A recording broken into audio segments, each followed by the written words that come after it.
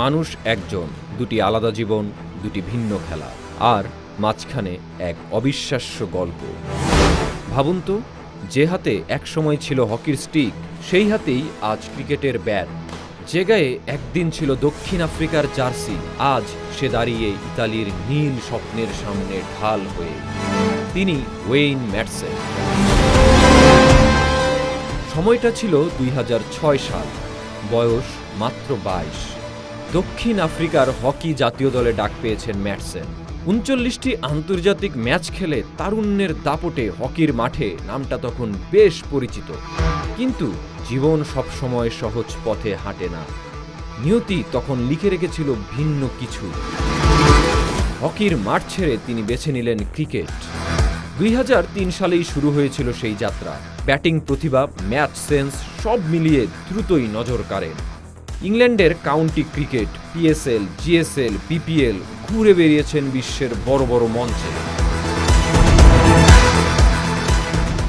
স্বপ্ন ছিল একটাই, দক্ষিণ আফ্রিকার ক্রিকেট জার্সি।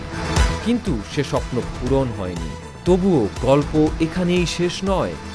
২০২৩ সালে ম্যাটসেন আন্তর্জাতিক ক্রিকেটে অভিষেক করেন ইতালির হয়ে। হ্যাঁ, ইতালি, যে দল এবারই প্রথম খেলতে যাচ্ছে টি-20 বিশ্বকাপ। আর সেই ঐতিহাসিক অভিযানের অধিনায়ক ওয়েইন ম্যাটসেন। ৪২ বছর বয়সে এসেও তার চোখে আছে আগুন, ব্যাটে আছে অভিজ্ঞতার ভার, আর মনে আছে জয়ের ক্ষুধা। হকি বিশ্বকাপের পর প্রায় ২০ বছর আরেকটি বিশ্বকাপ মঞ্চে তিনি ভিন্ন খেলায়, ভিন্ন জার্সিতে। ইতোমধ্যে ম্যাটসেনের নেতৃত্বে বিশ্বকাপের আগে দ্বিপাক্ষিক সিরিজে ইতালির চেয়ে শক্তিশালী দল আয়ারল্যান্ডকে পরাজিত করেছে ইতালি। বিশ্বকাপে তারা দারুণ কিছুই করতে এসেছেন, এটাই যেন এই জয় দিয়ে জানান দিলেন তারা। ওয়েইন ম্যাটসেনই প্রথম ক্রীড়াবিদ নন যিনি দুইটি আলাদা বিশ্বকাপে অংশগ্রহণ করছেন। এর আগে Caribbean legend Viv Richards football বিশ্বকাপ ও ক্রিকেট বিশ্বকাপ খেলেছেন, এবং অস্ট্রেলিয়ার এলিসা পেরি অস্ট্রেলিয়ার হয়ে খেলেছেন ফুটবল ও ক্রিকেট বিশ্বকাপ।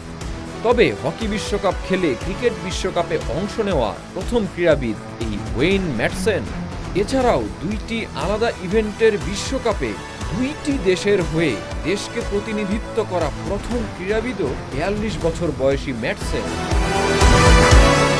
ওয়েইন ম্যাটসেন এখন শুধু একজন ক্রিকেটার নন, তিনি প্রমাণ করেছেন স্বপ্ন বদলাতে পারে, কিন্তু লড়াই থামানো যাবে না। এটাই ইতিহাস, এটাই অনুপ্রেরণা, এটাই ওয়েইন ম্যাটসেনের গল্প।